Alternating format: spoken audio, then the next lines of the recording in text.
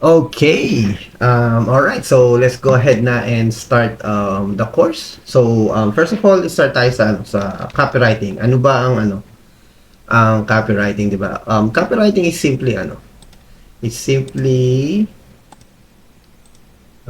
selling through written words, di ba? So, meaning, nagsusulat ka lang talaga as a copywriter. So, if marunong ka ng graphics, it doesn't mean na na kailangan mo siya sa copywriting. 'Di ba? Yung iba kasi iniisip pag copywriter ba kailangan marunong ka ng ads, marunong ka ng graphics, hindi mo naman hindi yung requirement sa sa copywriting. So simple nagsusulat ka lang. And ang number one mong tools talaga dito is yung Google Docs katulad nito, 'di ba? So, sulat ka lang. Pwede kang magsimula dyan ng title mo. So, pwede kang maglagay dyan ng title.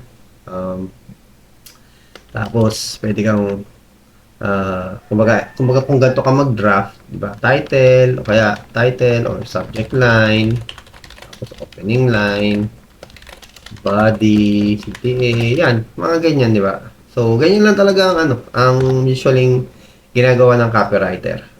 Hindi mo don't complicate things, di ba? Um, Tapos, ayan. So, nakikita nyo nga, ayan, may outline tayo. Syempre, as ikaw na binili tong course na to, sisend ko rin naman sa ito para may reviewer ka rin. Um, di ba? Tapos, andito rin yung mga templates na pwede mong gamitin. And then, at the same time, pag ina-update ko siya, di ba? Ka rin.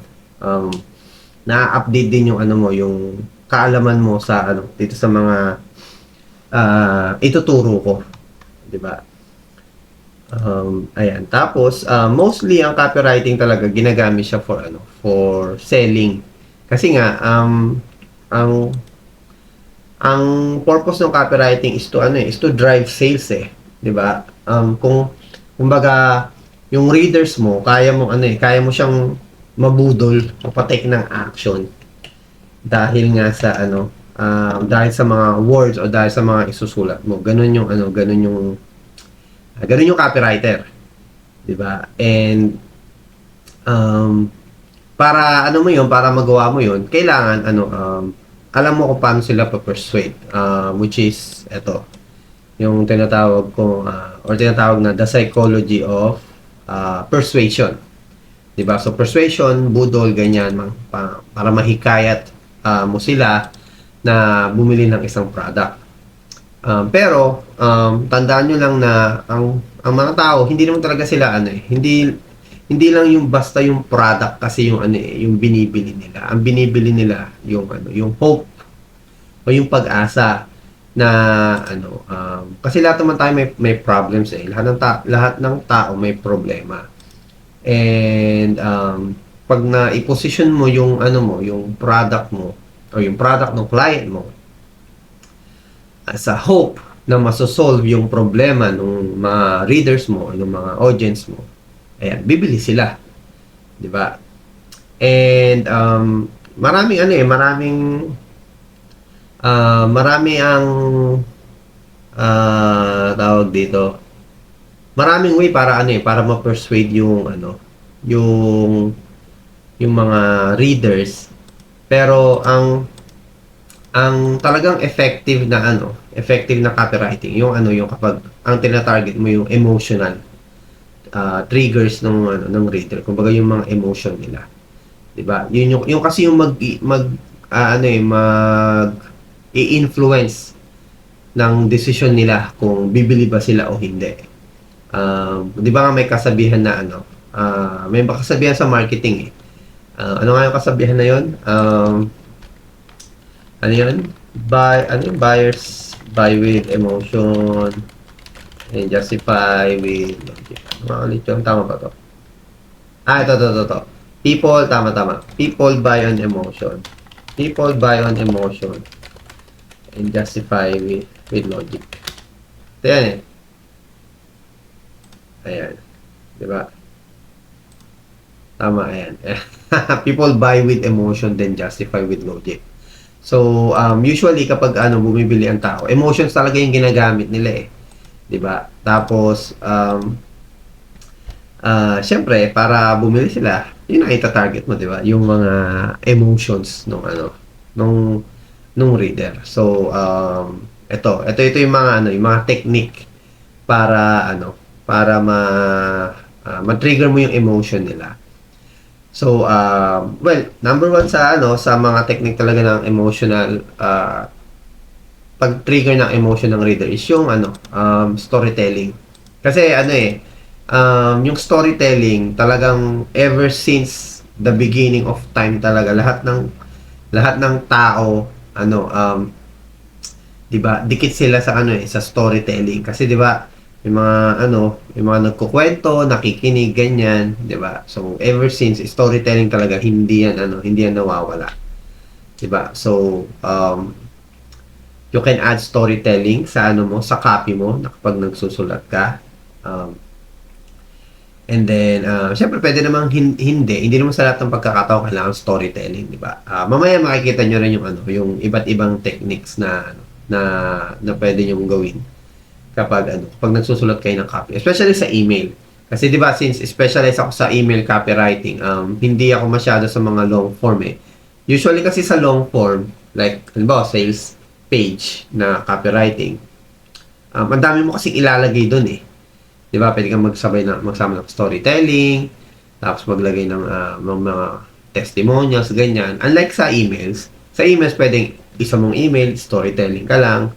Tapos sa pangalawa mong email, puro social proof. Pwede yun eh. Pwede yung pwede yung mga ganong strategies. 'Di ba? So, pero ayoko munang lumayo dito. Basic copywriting muna. Kasi na ano ako sa emails, emails talaga ano kay favorite ko, 'di ba?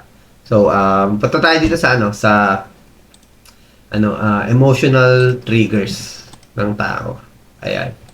Emotional triggers, 'di ba? So, itong mga emotional triggers na to, ito yung mga emotions na pwede mong i-target kapag nagsusulat ka.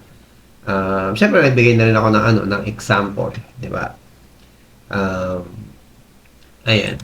Ang tulad nito, ang pwede mong i-target yung fear, 'di ba? So yung takot. So highlight potential negative outcomes to motivate action, 'di ba? So actually fear isa to sa sa top na emotions na dapat mong tina-target kasi tayong mga tao wired tayo sa sa negative things eh compared sa positive things. Kasi ang negative things kasi kaya kaya yun ang mas napapansin natin kasi it's part of our survivability, 'di ba? Kumbaga pag mas nalalaman natin yung problema, mas nagso-survive tayo as a tao. Totoo 'yan. Hindi yan gawa lang. Kasi tingnan niyo 'di ba sa mga news, pag nanonood kayo ng balita, usually ang binabalita nila yung mga negative, tapos yung mga positive sa dulo na nila sinasabi, 'di ba? Kasi 'di ba? Wired tayo sa sa negative eh. So sa pagiging negative para mas tayo, mas ah kumbaga mas maging aware tayo sa mga bagay-bagay. Kaya importante na tinatakot mo yung readers mo. Totoo 'yan, 'di ba? Tulad yan example, don't let stress take over your life, 'di ba? So, 'di ba nakakatakot kung yung stress mo na yung magte-take over ng life mo. Syempre pag lagi kang stress, 'di ba? Pwedeng masira yung yung relationship mo with your family, kaya masira yung yung trabaho mo pag 'di ba? Yan, ganyan yung mga fear na na pwede mong sabihin sa sa copy mo, 'di ba? Tapos syempre, hindi mo tawag dito. Syempre hindi mo na naman basta tinatakot, 'di ba? Syempre doon mo ita-transition sa kung ano man yung product na binebenta mo, 'di ba? Na pwedeng maging solusyon or pwedeng ma-prevent yung fear or yung kinatatakutan ng reader mo, 'di ba? Or ng audience mo, 'di ba? So, kasunod ng fear, ito guilt, 'di ba? Igi-guilt trip mo yung yung reader, 'di ba? So, parang to, ayan, remind the audience of their moral obligations or commitments. Wait, inom lang ako na. inuubo ako, may sakit pa ako eh. Okay, so yun nga, guilt. 'Di ba? So, re-remind mo sila kung ano ba yung obligations nila or commitment nila as a person. Halimbawa, ang kausap mo or audience mo, mga moms, 'di ba? Siyempre, remind mo sila na obligation nila sa mom is, 'di ba, to take care of their kids, or to take care of their husbands. Siyempre, kung husband kausap mo, to take care of their wives din, or 'di ba? Um, 'Di ba? Parang ganoon. Kumbaga kung ano yung obligation natin as a person, 'di ba? Pwede mo ring i-trigger 'yun eh. Tulad nito, are you giving your body the care it deserves? O 'di ba? Ang ano niya, ang nakaka-guilty nga siya. I mean, lalo na if let's say yung katawan mo medyo napapabayaan mo na, 'di ba? So, ayan, ganyan yung guilt emotion. So, pwede mo ring i-target 'yan. Take note lang hindi naman hindi porket nakita mong ganito karami yung emotional triggers, lahat 'yan ilalagay mo sa isang copy. Hindi naman ganyan, 'di ba? Katulad ng sabi ko kanina, depende sa kung gaano kahaba yung copy mo eh. So, kung ikaw yung copywriter na long form copywriter ka, siguro pwede mong ilagay mga 3 hanggang 5 diyan, 'di ba? Or kung kaya mo lahat, gawin mo lahat. Pero pag yun nga, pag email copywriter, kahit isa lang dito, isa, dalawa lang eh. Tapos, next email, pili ka na naman dyan, di ba? Pwede yun. Kasi, short form copy lang naman ang emails. Di ba? So, ano pa ba yung mga emotional triggers? Ito, trust. Di ba? So, ang trust is rin to, emotional eh, di ba? So, ibig sabihin, kasi may mga readers na lalo kung hindi ka pa nila kilala, 'di ba? Kailangan mo rin ma-establish mo rin yung trust eh. 'Di ba? Paano ma-establish 'yun?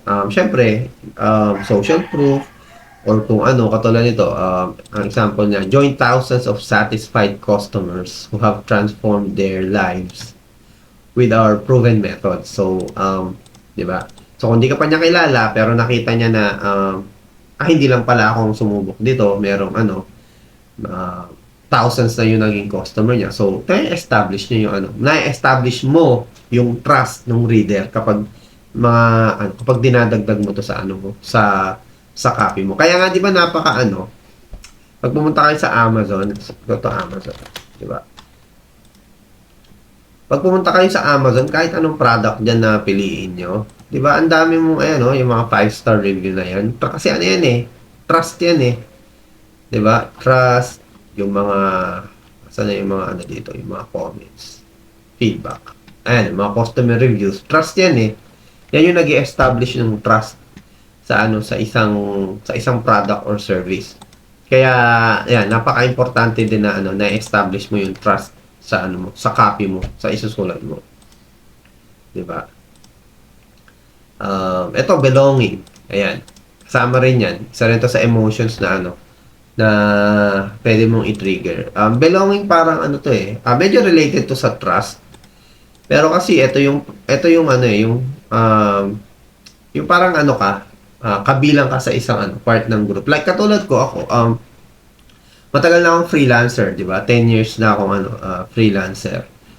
Pero sa loob ng 10 years na yon, actually hindi ko pa naramdaman yung meron talaga akong belonging. Kumbaga, wala akong group, mag-isa lang ako, ganyan. Tapos nung nag-start akong tumulong sa mga sa mga kapwa ko copywriters, beginner copywriters, nagkaroon ako ng sense of belonging kasi ando sila, nakakakwentuhan ko hanggang sa binuo ko na nga yung group ko. Tapos last week lang ba or 2 weeks ago, nag-join ako sa tribe. So sa tribe, may nakakausap din ako mga members ng tribe na na fellow copywriters, ganyan. Tapos mas magagaling sila sa akin. So nagkaroon ako ng sense ng belonging, 'di ba? So pwede mong isama siya sa sa copy mo. Which is parang para ma-feel nung reader mo na hindi lang siya mag-isa. 'Di ba? Na kumbaga, lalo sa mga sa mga coaching program. 'Di ba? Na usually halimbawa yung mga, let's say yung mga weight loss programs, 'di ba? Kalimitan sa mga yung mga gusto magpapayat, yun sila nahihiya, 'di ba? Kasi nga feeling nila i-judge sila ng ng mga tao, 'di ba? Pero pag pinaramdam mo sa kanya na ah merong group dito or merong mga groups of people dito na hindi niya kailangan mahiya, na susuportahan siya, na maiintindihan yung kalagayan niya. Ano mo yun isa yung para maka-persuade ng ng buyer talaga, 'di ba? Kaya pansinin niyo maraming mga sobrang dami na ng Facebook groups, 'di ba? Kasi community talaga yan eh. So, ayan, katulad tayo, meron tayong Facebook group meron akong Facebook group na mga email copywriters, 'di ba? So, ayan, 'di ba? Yung mga beginners na takot magtanong, ayan, meron silang group na pwede nila mapagtanungan, walang judge, walang magje-judge sa kanila, tutulungan pa sila. Ganun yung belonging. So, ayan, ito pwedeng example na pwede mong ilagay sa copy mo. Become part of a vibrant community committed to health and well-being. Diba? You're not alone on this journey. Diba? Ganyan yan eh. Yan yung isa sa emotional trigger na pwede mo ring i-tap sa copy mo. Diba? Oh, syempre love, hindi mawawala ang love, 'di ba? Napaka-powerful ng emotion na love, 'di ba? So, like ito, example niya.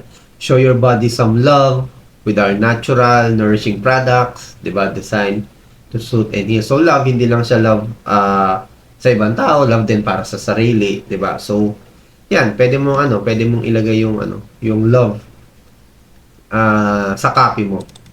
To trigger their emotions about love. Tapos, so ito may hope din, di ba? Sabi ko kanina, people don't just buy your products, they buy hope. So, ito yung mga magpo-promise ka ng better future, di ba? Let's say, ano ba magandang halimbawa? Let's say sa relationship, di ba? Halimbawa, yung client mo, relationship coach, tapos ang ang kino-coach niya, mga hiwalay sa asawa, di ba? So, ito, isa to sa pwede mong ilagay sa copy yung hope na kapag pumunta ka or kapag nag-join ka dito sa coaching nitong client ko na to or sa coaching nitong taon to, di ba? Di ba? Pwede kang magkaroon ng better future, pwede kayong magkabalikan nung ex mo, ganyan. O, di ba? O, di ba may mga ganyang coaching, di ba? Or like, di ba, single ka, o pag nag-join ka dito, pwede kang magka-jowa in the future. May mga ganyan better future. Kaya, di ba sa mga health ganito rin, di ba? Like, let's say, ano ba magandang example ng mga health? Let's say sa mga vitamins, di ba? Merong mga vitamins na yung mga commercial, di ba? Meron doon mga better health, better aging, may mga ganyan eh. So, ito yun hope yung tinitrigger doon di ba? So, ito. Tingnan tayo ng example. Imagine a stress-free life full of energy and vitality, di ba? So, kung ngayon pa lang, halimbawa, yung reader mo, stress na siya sa buhay. O di, ito yung pwede mong i-promise sa kanya na kapag binili mo tong supplement na to or kapag pumasok ka sa health coaching group na to, ayan yung pwede mong makuha in the future, di ba? Yan yung hope, di ba? So, syempre, ba't ka pa pupunta sa malayo? Isa sa mga pwede mong i-trigger sa emotions yung pride or 7 deadly sins, di ba? Pride, anger, greed, ano pa yung iba doon? Kalimutan ko na. Basta ganun, isa doon yung pride di ba? So, ang pride pwede mo ring i-trigger, di ba? So, ito naman yung you make them feel good about themselves. Lalo na yung yung para kapag may na-accomplish sila, di ba? Like, for taking positive steps, di ba? Like, for example, isa sa kasama sa program halimbawa health program ulit, di ba? Tapos ang isa sa program doon let's say makapag fast ka, hindi ka kumain ng 8 hours, di ba? So you make them feel good about themselves nung reader. So kung halimbawa na nakapag-fast sila ng ano, ng 8 hours, pwede mong sabihin na, yun nga, take pride. Kasi hindi ka kumain for 8 hours na ano mo yung health mo, na prioritize mo, ganyan. Ganun yung pride eh. 'Di ba? Para sa mga ma-pride na tao. Ito yung parang ano eh, yung parang parang inuuto mo siya. 'Di ba? 'Di ba yung parang, "Uy, ang galing mo, nagawa mo 'to," ganyan. Ganun yung pagsusulat ng ano, ng pride sa ano sa copy mo, 'di ba? Katulad nito. Take pride in your well-being, 'di ba? Medyo weak tong actually. Take pride in your well-being. Mas maganda yung sinample ko kanina. Di ba? Choose our program and start your journey towards healthier you, di ba? So parang uh, hindi to masyadong hindi to masyadong impactful. Mas impactful yung sinabi ko kanina, di ba? Na parang oh, di ba? Oh, ang galing mo. Parang inuuto mo talaga siya. Ganun. Medyo natatawa lang ako sa part na to. Okay. Siyempre meron din yung greed, di ba? 'Di ba? Kumbaga ito yung may desire na makuha nila. Pwede mong gamitin tong ano na to, tong trigger na to. Like, halimbawa, yung mga ano ba? For example, yung mga gustong magpa-sexy, 'di ba? Ano ba yung desire ng mga taong gustong magpa-sexy or magpa-pogi or magpa-macho? 'Di ba? Pwedeng ang desire nila is magkaroon ng partner. 'Di ba? Ba, isang babae matagal ng single. So, pwede mong i-trigger na or isulat na like are you single for a long time? Oh, and then choose our program, and then pag naging sexy ka sa program na to, maraming lalaki ang manliligaw sa iyo, di ba? Ganun 'yun eh. Ganun yung mga design na pwede mong pwede mong ilagay. So that's greed, di ba? So, ganun yung example ng nung greed. Katulad to, unlock exclusive access to our premium content and enjoy the benefits of a healthier, happier life. So, ito naman tong example na to, tinitrigger mo na na maging greedy sila na dito sa access sa premium content. Kasi hindi naman lahat ito yung parang parang yung product mo, merong mga free product tapos merong mga premium product. So, tinatarget mo yung greediness ng tao na na sila lang yung magkaroon ng access sa premium content. Yan, may mga ganyan na may mga ganyan na types of copy. Well, not really types of copy, pero nilalagay sa sa copy mismo, di ba? Ayan, tapos ito yan, competition. Ito marami ako nakikita nito sa nangyari doon. Marami ako nakikita dito competitions na ginagamit sa ibang program. Usually sa mga program para mag-earn ng money. Katulad nito copywriting. May mga nakikita ako dati na mga copy or mga pages, sales pages na sinasabing, 'di ba? Parang ayun, parang stand out from the rest. 'Di ba? Yung tipong pag kinuha mo tong program namin, mag-i-stand out ka from other applicants or mag-i-stand out ka from other businesses. Ganyan yun ganyan yung competition na emotion. So, motivate by highlighting a chance to outdo others. So, halimbawa yung client mo, may mga client kasi na nagko-coaching para sa US to Meron kasi ako mga nakita dati na mga coaches, tapos ang kino-coaching nila mga applicants or mga employees. Tapos parang tinuturuan nila kung paano sila maging executive, ganun, or paano maipasa yung isang executive position, 'di ba? So parang ganyan 'yan eh. So parang tuturuan mo yung tao na, or iti-trigger mo na, o pag binili mo tong program ko or pag kinuch kita, mas maganda yung profile mo among versus others, mas malaki yung chance na matanggap ka versus sa competition mo. Ganyan yun. And yes, nangyayari talaga yan. Di ba? Honestly, hindi ko masyadong gusto tong tong part na to. Pero ginagawa talaga to. Kaya hindi ko to gusto kasi ayoko nung kasi yung parang naninira ka ng ibang tawag dito, ibang industry or ibang tao. Well, it doesn't mean naman na maninira ka talaga. Di ba? Yung iba kasi ginagamit to para para manira ng ibang industry, which is Which is para sa akin hindi siya maganda, 'di ba? Like pwedeng halimbawa, pwedeng sabihin na o wag ka na let's say sa business, 'di ba? Halimbawa, wag ka na magbenta ng cellphone, magbenta ka na lang ng let's say na computers, 'di ba? So parang sinisira mo yung mga nagbebenta ng cellphone. Parang dina-down mo yung nagbebenta ng cellphone para lang lumipat siya sa'yo. So, yun yung medyo hindi ko gusto sa pag ito yung klase ng copy na ginagawa. Pero okay lang to. Nangyayari talaga to. So, kung gusto niyo ilagay ito sa copy niyo, okay lang naman. I don't mind, 'di ba? Pero sana lang huwag niyo siraan yung ibang industry. Yun lang. 'Di ba? So, katulad yan, don't be left behind, 'di ba? Join our wellness challenge and become your best self. So, ayan, don't be left behind, 'di ba? So, ang nilalagay mo ditong tinitrigger mo yung emotion na napag-iiwanan ka na nung iba, 'di ba? So, ayan, competition. Tapos ito urgency. Napaka-common nito, 'di ba? FOMO, fear of missing out. Parang ngayon yung urgency 'di ba?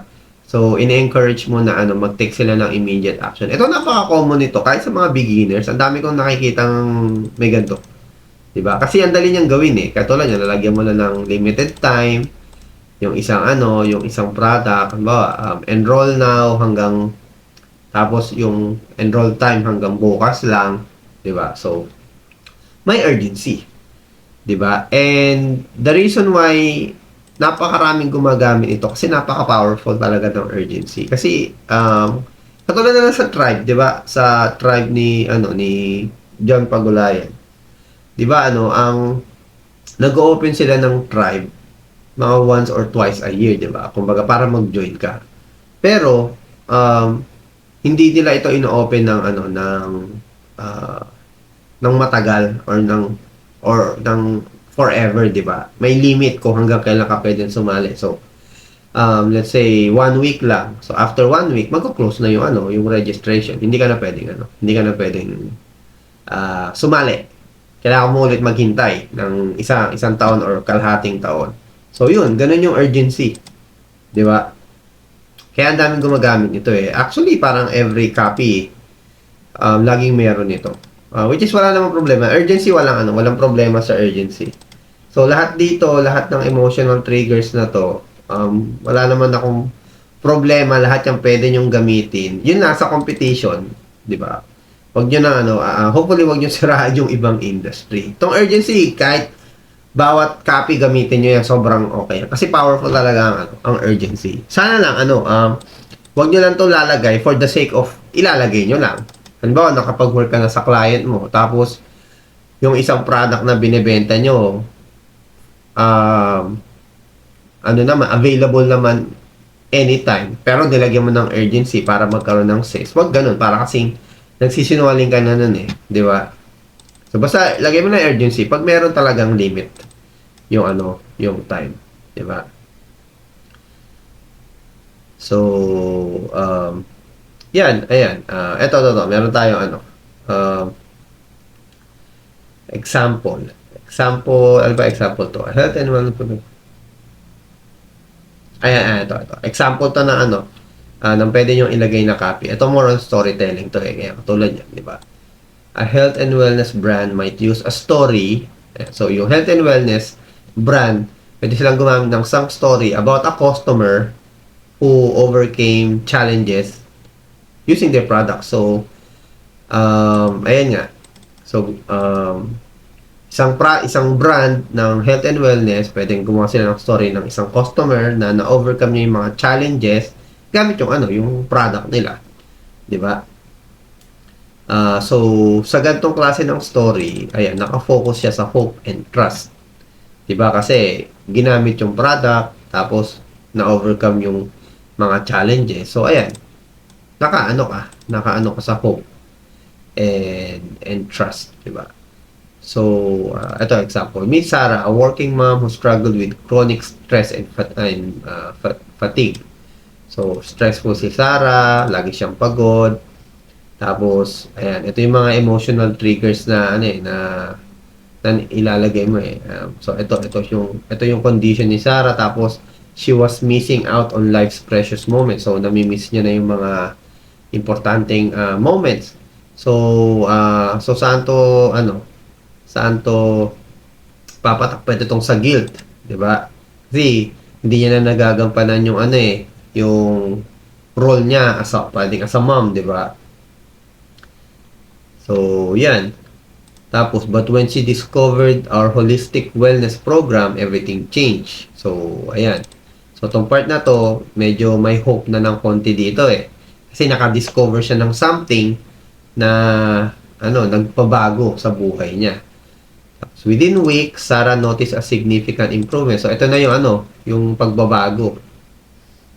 Overall happiness. It's like I got my life back. So, may konting testimonial pa dito. So, trust yan. Diba? Tapos, join Sarah and thousands of others who have transformed their lives. So, trust din to. Kasi, marami nang nag-join eh. Diba? So, ayan. Simpleng storytelling. Nasaan dyan yung mga, yung mga emotions na binanggit natin kanina na pwede mong targetin habang nagsusulat ka. So, ganun yung copywriting eh. Ganyan ka magsusulat. Ita-target mo yung mga emotions, 'di ba? And believe me, hindi mo kailangan tandaan lahat 'to. Pag ka na, nasanay ka na magsulat, automatic mo nang yan eh. Automatic mo nang nata-target yan, lalo pag storytelling. O nga pala, pag storytelling, bigyan ko kayo ng tips sa paggawa ng story. Sa storytelling, maraming types of storytelling ang pwede mong gawin. Pero ako, ang talagang natatandaan ko or effective talaga sa akin yung storytelling na medyo roller coaster. Yung parang parang Hollywood, gano'n. Ibig sabihin ng roller coaster, negative, positive, negative, positive, negative, positive. Parang gano'n. So, pangit na kwento. Tapos gaganda siya, tapos papangit, gaganda. Pero sobrang haba naman na nun. Usually, ang ginagawa ko lang, from pangit, tapos gumanda, or maganda, pangit, maganda. Parang ganun. Kumbaga, yan eh. Ang tawag nila dyan yung anong tawag dyan? Yung parang hero story or hero journey. Parang sa umpisa, struggle, tapos na-overcome niya. Ganun lang ako mag-story. Kasi sa email, maikli lang naman ang email copywriting. So, hindi mo kailangan sobrang haba na storytelling. Diba? So, pwedeng mag-umpisa ka sa maganda. Halimbawa, si Mary, ganito siya, loving mom. Tapos, masaya siya sa pamilya, mahal siya ng anak niya, mahal siya ng asawa niya. Diba? Diba? Yun yung magandang part ng story eh. Tapos, nagkaroon siya ng challenge. So, yun na yung negative. So, positive una, tapos naging negative. So, ano yung pwedeng negative niya? Ano ba, pwede mo sabihin na, despite na mahal siya ng family niya, despite of her loving family, she has a problem, which is, let's say, let's say, lagi siyang stress, or let's say, overweight siya. So, yun yung struggle niya eh. Overweight, feeling niya, let's say, halimbawa lang, let's say, feeling niya, pinag-uusapan siya ng mga tao, feeling niya, tingin ng tao, hindi siya bagay sa asawa niya kasi nga, overweight siya, tapos yung asawa niya, hindi, ganyan. So, yun yung negative. Tapos, pagdating sa huli, yung positive, yun na yun. Dahil sa na-discover yung product mo or product ng client mo, diba? Nagbago yung niya, gumanda yung, lumakas yung self-esteem niya, diba? Ganyan yung ganyan yung kwento, storytelling na ginagawa ko. Lahat ng storytelling ko puro ganyan. Either, umpisa sa negative, naging positive, or umpisa sa positive, naging negative, tas naging positive.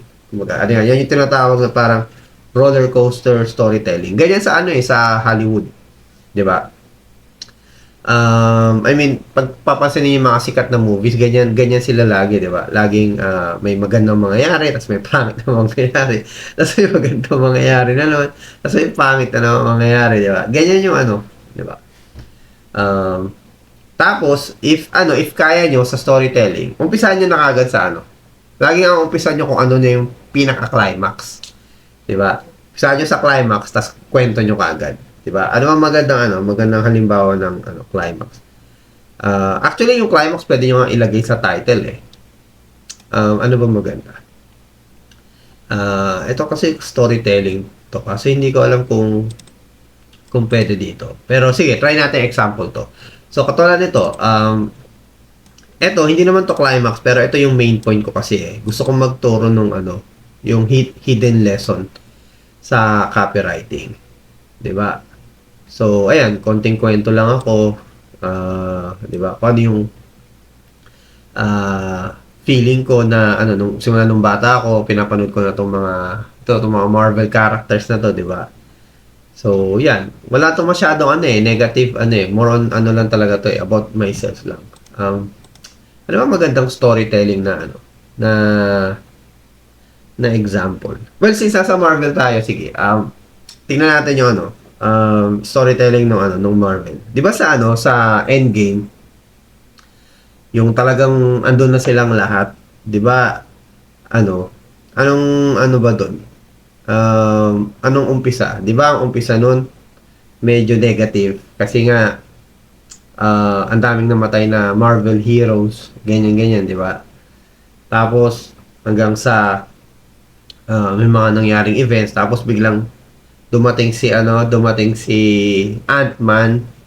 Tapos dahil dumating si Ant-Man na ano, na na-discover nila na ano, na kaya pala nila mag-time travel pabalik.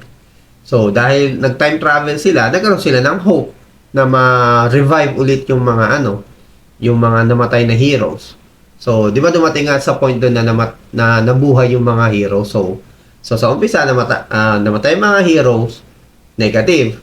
Tapos nabuhay yung mga heroes, positive. Tapos ano nangyari sa dulo? Namatay si Iron Man. So, negative na naman, di ba? So, parang ganun yung storytelling na sinasabi ko. Di ba? So, kung kaya nyong makagawa ng ganung story, malaking impact yun sa ano, sa sa copy nyo, di ba? So, yun lang. Yun lang tayo sa ano, sa storytelling and sa ano, ito sa mga psychology. Ayan. Tapos, punta tayo ngayon dito sa ano. Siyempre, pag ano ka, halimbawa, hindi mo alam, always use chat GPT or kahit anong AI na ano, na meron kayo. Kasi makakatulong talaga si ano eh, si chat GPT eh. Actually, yung ibang examples dito, kay chat GPT lang rin galing to eh, di ba? Pwede kayong ano, halimbawa, nagsusulat kayo ng ano, ng copy. Try natin kay chat GPT. Open tayo ng isang ano ni chat GPT. Halimbawa lang, ito tayo sa fear, di ba? Let's say, I'm trying to sell, ano ba maganda? Tangible products naman. Wait, punta tayo sa Lazada. Ano yung unang product na makita natin dito? Sausage, pets. Ito, sa pets. Halimbawa, pet snacks. Okay. I'm trying to sell a pet snack. I want to trigger, I'm trying to sell a pet snack. I want to write a copy that will target the emotion fear. The pet snack is for cats. Halimbawa lang, ganyan. Write me a sample. Write me one sample. Let's say, ano ba magandang email? Email copy. Let's say sales page. Write me one sample. Make it a sales page. Ayan, ganyan. Sales page copywriting. Di ba? Pag in-enter mo yan. Ayan, di ba? O, ayan, no? Di ba? So, eto, tong copy na to, sales page, tapos buong, ano niya, ang tina-target niya lang, yung fear, di ba? So, edit mo na lang. Ayan, no? May ano pa nga, oh. May bullet points pa nga. Is your cat at risk? Protect your furry friend with our all natural cat snack. Every cat owner's worst nightmare is their beloved pet getting sick or developing a severe health. So ito yung fear, di ba? Na yung pet mo magkasakit, magkaroon ng health issue, improper diet, kumbaga pag hindi proper yung diet ng pusa, pwede sila maging obese, magkaroon ng diabetes or kidney problem. So, ayan o. Di ba? Okay na eh. Medyo ang ginawa nga lang ni ChatGPT dito, nakaset settings ko kasi kay ChatGPT puro emails eh. Kaya medyo mukhang email pa rin 'to. Pero ayan eh, oh. 'Di ba? Hindi mo na kailangan mag ano eh, mag kumbaga dahil kay ChatGPT hindi na uso ang ano, ang writer's block. Dito lang eh magkakaroon ka na ng idea oh. 'Di ba? O meron pa nga siyang sample na ano, oh, testimonial, 'di ba? Social proof. Ayan. 'Di ba? So ayan. Yun yung ano, yun yung pwede nyo gawin eh. Di ba? Pwede nyo rin isulat na may fear, may guilt, may trust. Di ba? Di ba to? Nag-message sa akin. Ay, nako. Ito naman itong mga, ano na to eh. Mga marketers kuno. Ayan. Di ba? So, ito naman tayo ngayon. Things to never put in your copy. Ayan. Ito yung, never nyong gagawin sa inyong copy. Kahit anong klaseng copywriting pa yan. Huwag nyo siyang gagawin. Pero yung iba dito, hindi naman kailangan, hindi mo talaga gawin. Depende pa rin sa niche. Diba? Explain ko. Like this one. Ito, overly complex language. Diba? So, kapag gumagamit ka ng mga complex language or mga jargons, usually, hindi yan, pwede yan ma-confuse. Mang-confuse ng reader. Kapag ang reader mo kasi na-confuse, nag-i-stop ang persuasion dyan. Nag-i-stop yung budol. So, pag nalito sila, most likely, hindi sila bibili. Kasi nga nalito nga sila eh. Sa sinabi mo, di ba? So, as much as possible, mga simple language ang gamitin mo. Di ba? Pero, may may override dito sa rule na to. Depende to sa audience mo actually. Kasi merong mga audience na okay sa kanila yung may complex language. Halimbawa, ang audience mo or ang mga readers mo, mga doctors, di ba? Sanay sila sa mga complicated language. So, yun, okay lang yun. Maglalagay ka ng mga terms na pang doktor lang talaga. Di ba? So, parang yun eh, parang kinakausap mo sila in their own language. Ganun siya. Ganun yung override sa rule na to. Diba? Overly complex language. Diba? Pero, most of the time, mga simple language lang talaga ang gagamitin mo. Diba? Tulad nito, sample. Instead of saying, utilize our state-of-the-art analytics to optimize your ROI metrics, diba? Pwede mo na sabihin, use our easy-to-understand tools to improve your returns. Diba? So, mas madali itong maintindihan. Kaysa ito, ano ba yung state-of-the-art analytics na pinagsasabi nitong na to, copywriter na to, di ba? Kahit itong ROI metrics ano ba to? Ano yung ROI metrics, di ba? So, pero ito, mas madali siya maintindihan. Di ba? So, ito, wag nyo rin gagawin to. Unsubstantiated claims. So, as much as possible, pag meron kang claim sa isang sa isang copy mo, meron kang proof, di ba? For example, halimbawa may claim ka na yung product nung nung client mo nakapag-generate na ng let's say yung product niya tinuturuan ka mag-business, di ba? Tapos nag-claim ka na 10 sa nag-enroll milyonaryo na, di ba? Tapos hindi naman pala sila milyonaryo, di ba? Di ba? Ganun. Kung claim mo na may mga naging resulta na, lagyan mo ng social proof. Lagyan mo ng screenshots, ganyan, or videos kung mas maganda. Di ba? Ganun yung unsubstantiated claims. Apa naman ito? Unsubstantiated claims. Ay, nako, kata ko di ko maintindihan to eh. Di ba? So, yan. Kailangan may evidence para ma-support yung yung claim mo. Every claim may evidence. Parang ganyan. Tapos, ano pa ba? Lack of specifics. Diba? Pag masyadong vague o masyadong malabo yung sinasabi mo, wag mong gagawin yun. So, katulad nito, instead of saying our software is very effective, diba? Medyo vague siya. Like, oo nga, effective. Like, gaano ka-effective yung software niya, di ba? So, yan, katulad yan, pwede nyo ilagay na software boost productivity by 25% in just 1 month. O, di ba? Mas ano siya. Sa copywriting, actually, pag mas specific ka, mas nakaka-persuade siya. So, kung meron kang numbers na pwede mong ilagay ng eksakto, yun ang lagay mo. For example, let's say, coaching, di ba? Tapos, ang kino-coach ng client mo para kumita online. Tapos, let's say yung isang student niya kumita ng, let's say, mahigit $10,000 in 1 month, di ba? So, instead na sabihin mo more than $10,000, kung kaya mo makuha yung specific number, kunin mo yung specific number, about $10,257, ganun. Mas ano siya mas nakaka-persuade siya kasi mas specific yung nilagay mong number, mas kapani-paniwala siya. 'Di ba? Ganun yung ganito yung ibig sabihin ng lack of specifics. Tapos yan. Ito yung nakakapagpalito din, inconsistent messaging, 'di ba? So, conflicting messages or tone that confuses the reader. So, halimbawa, tulad yan, join us for a quick and easy fix followed by transform your life with our complex program. Wait, ano to?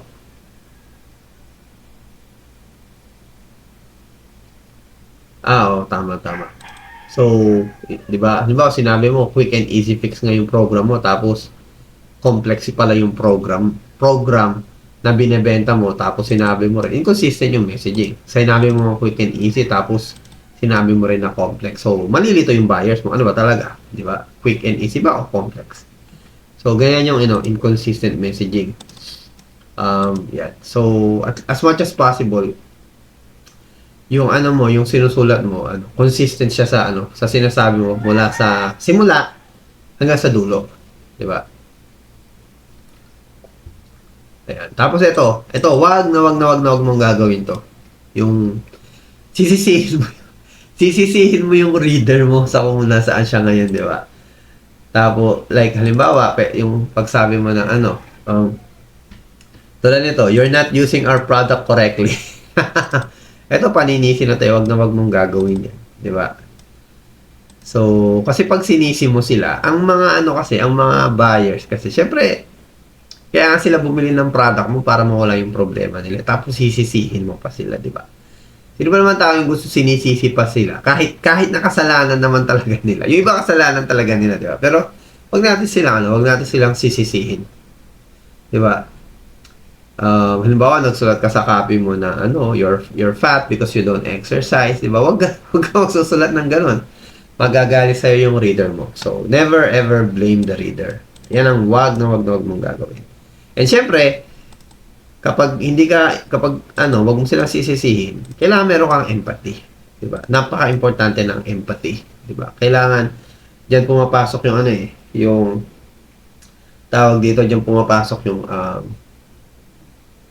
mga words na I've been there, 'di ba? Last year I was like that too. 'Di ba? If mapapansin niyo sa mga sa mga magagandang copy, laging may empathy doon lalo sa sa storytelling, 'di ba? Diba sinasabi nila na ano ba sa storytelling, let's say weight loss, di ba? Di ba may part doon na sasabihin niya na dati ganyan din ako, I've been like that before, I was ganito kabigat, di ba? Tapos ita-transition na sa pero nung ginamit ko tong product na to, nabawasan ako ng ganitong timbang. Ganun yung empathy di ba? So, 'di ba? Wag kayong pag gumawa kayo ng copy, lalo pag na may storytelling, always show empathy. Niyan. Napaka-importante niyan. I-address mo lagi yung feelings nila. 'Di ba? Like katulad nito, we understand your unique challenges. Ayan, empathy yan 'di ba? Naiintindihan. 'Di ba? Para sa call center dati, tinuruan kami niyan 'di ba? Laging pag nag-vent out ng problem yung kausap ko sa call center dati, di ba? Magsalita sila. My problem with my bills, this, blah, blah, blah, di ba? So, ang sasabihin na namin, I understand your situation. Parang ganun, di ba? So, kahit generic empathy, okay din eh. Basta may empathy. Di ba? Okay. So, ayan. Saan na ba tayo? Ito na tayo. Ayan, copywriting process. Ayan. Ito na tayo. Ito na yung time na magsusulat ka eh. Di ba? So, ano, so yung umpisa pala parang nagkukwento lang ako, nagkukwento. Ayan, game. Dito tayo sa ano, sa copywriting process. So, sa copywriting process, usually ganito siya. Ganito yung steps niya. Una, magre-research ka. Tapos, gagawa ka ng idea. Ito yung core message, actually. Kumbaga, ibig sabihin ng core message, ito yung, dito iikot yung message na gusto mong sabihin sa, ano, sa audience mo or sa reader mo. Tapos, pag na, isip mo na yung core message, magsusulat ka na. As mo magsulat, mag-edit ka na. Diba? Yan, ganun lang naman yun eh. Usually, ganito yung process ng mga copywriters talaga. Kaya, kung papansinin nyo, sobrang haba ng research. Kasi yung research talaga sobrang importante. Pag nakapag-research ka na maayos, madali na lang magsulat. Di ba?